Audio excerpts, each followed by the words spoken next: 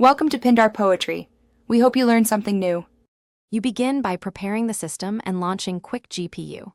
First, make sure your OS and GPU drivers are current because compatibility prevents crashes. Once done, run the Quick GPU installer as administrator so dependencies install cleanly. This avoids permission errors.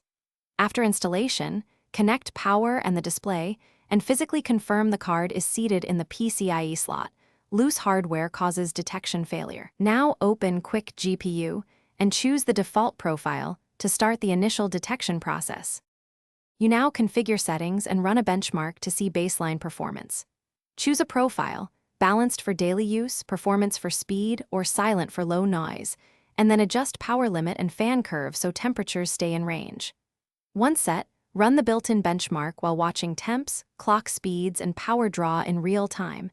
That data tells you what to change. If you want extra gains, use automatic tuning first, and then refine with small manual core and memory offsets. You finish by saving a stable profile and enabling auto-apply at startup, so your settings persist across reboots. Test the configuration with a real workload.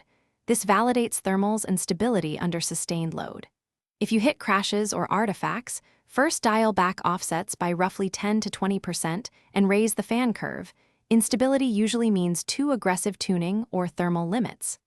Finally, check the PSU connections and use Quick GPU's safe mode to reset settings if driver conflicts or corruption appear. Thanks for watching.